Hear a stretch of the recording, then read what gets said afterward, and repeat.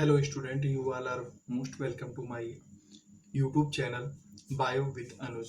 और मैं आपका zoology mentor doctor Anuj Tripathi.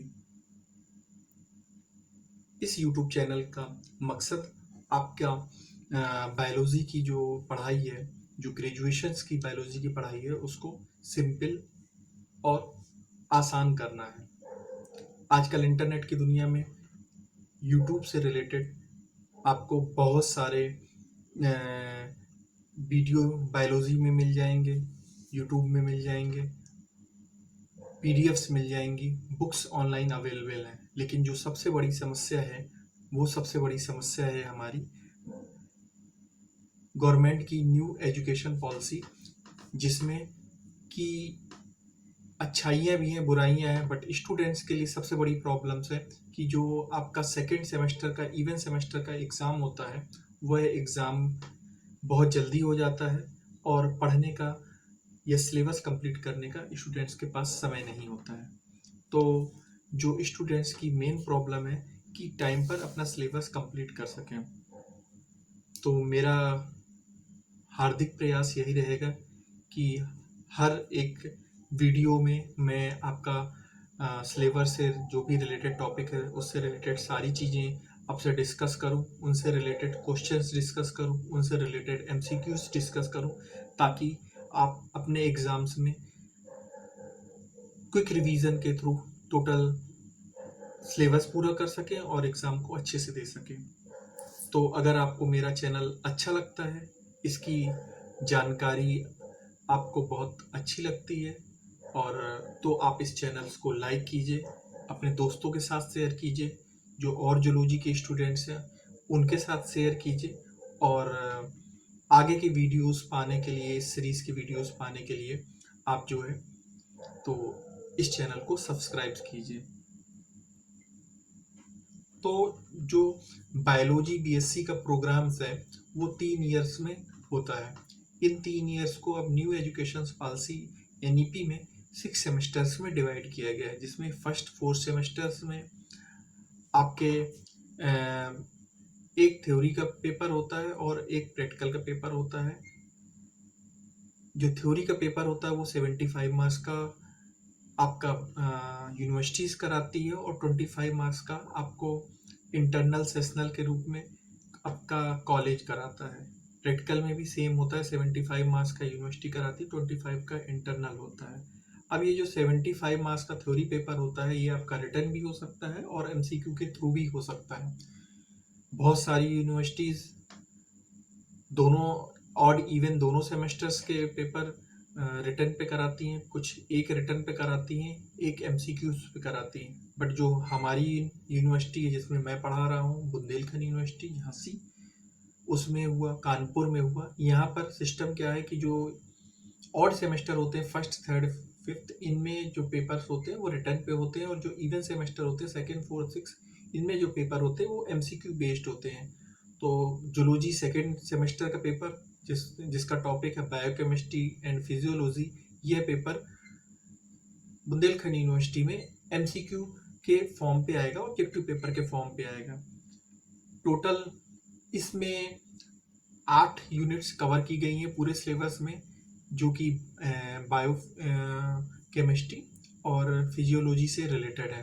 Biochemistry से रिलेटेड इसमें 3 यूनिट है, और बाकी की 5 यूनिट आपकी फिजियोलॉजी से रिलेटेड है। तो बायोकेमिस्ट्री से रिलेटेड फर्स्ट यूनिट है structure and function of biomolecules. इसमें जो मेन बायोमॉलिक्यूल्स हैं, जैसे कार्बोहाइड्रेट हो गया, लिपिड्स हो गया, प्रोटीन हो गया, उनका डिस्कशन किया गया है, बेसिक डिस्कशन किया गया है। इनके स्ट्रक्चर से क्या होते हैं, मोनोसेक्राइड्स, डाइसेक्राइड्स एग्जाम्पल्स क्या है, पॉलीसेक्राइड्स के एग्जाम्पल्स क्या है, स्ट्रक्चर्स क्या है, बॉन्डिंग से क्या है, इनके सिग्निफिकेंट्स क्या है बॉडी पे। इसी तरह लिपिड्स में सैचुरेटेड, अनसैचुरेटेड लिपिड्स क्या होते हैं, ट्राइग्लिसराइड, फास्फोलिपिड्स, कोलेस्ट्रॉल, स्टेरॉइड्स, ये सारी चीज़ें क्या होती हैं और बॉडी में कैसे इनका सिग्निफिकेंस होता है, उनके बारे में जानकारी दी गई है। जो तीसरा है हमारा topic, amino acid, amino acid essential and non essential amino acid.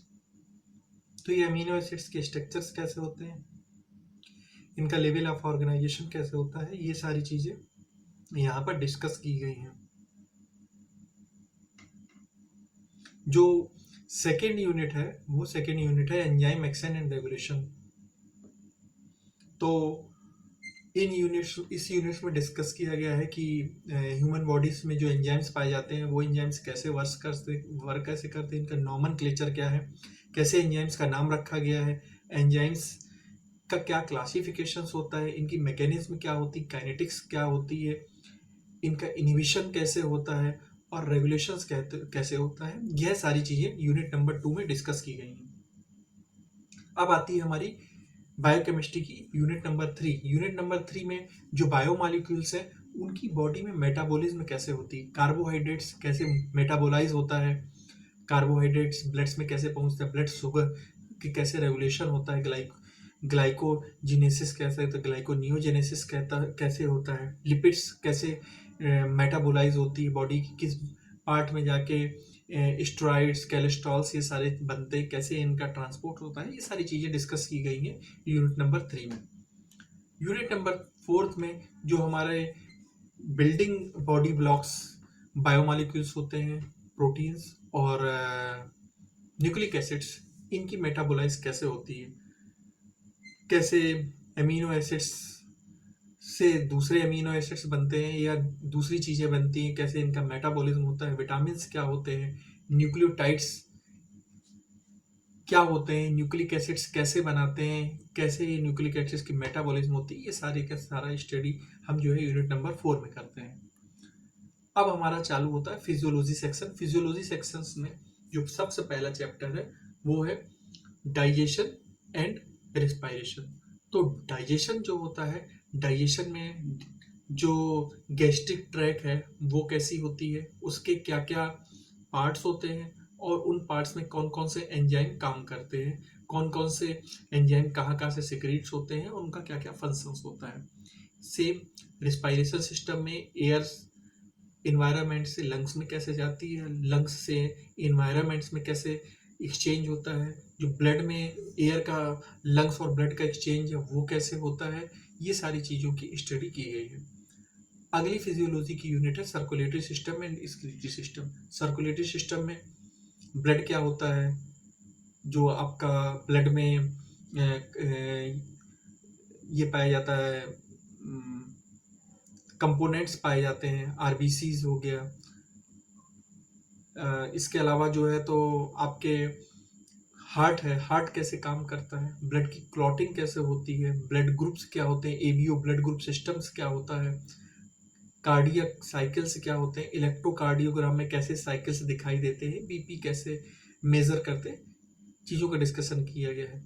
Excretory system में किडनी का स्ट्रक्चर क्या होता है, बेसिक फिल्ट्रेशंस कैसे होते हैं किडनी में, और यूरिन का फॉर्मेशन कैसे होता है, ये सारी चीज़ें डिस्कस की गई हैं। इसके बाद नेक्स्ट हमारा जो यूनिट नंबर 7 है वो है नर्वस सिस्टम में एंडोक्राइनोलॉजी। तो नर्वस सिस्टम में मेनली न्यूरॉन्स क्या होता है, इनका मेम्ब्रेन पोटेंशियल्स कैसे होता है, कैसे ये मेम्ब्रेन पोटेंशियल एक न्यूरॉन से दूसरे न्यूरॉन तीसरे न्यूरॉन में आगे जाते हैं, सिनेप्स कैसे होते हैं, इनकी ज्वाइंटिंग कैसे होती है, एंडोक्राइन ग्लैंड्स हमारी बॉडी में सिर से लेके पैर तक जो पाई जाती हैं उनमें कौन कौन सी बॉडी होती है, कहाँ पीनियल होती है, कहाँ थायराइड होती है, कहाँ पिट्यूटरीज होती हैं, कहाँ सेक्स हार्मोन्स रिलीज होते हैं, ये सारी चीज़ों का अध्ययन किया गया है। और इसके साथ साथ बताया गया है कि जो हार्मोन्स होते हैं बॉडी के वो कैसे रेगुलेट करते हैं, बॉडी का सिस्टम कैसे रेगुलेट करते हैं, इनकी फंक्शनलिटी कैसे होती है, ये सारा यूनिट नंबर 7 में डिस्कस किया गया है।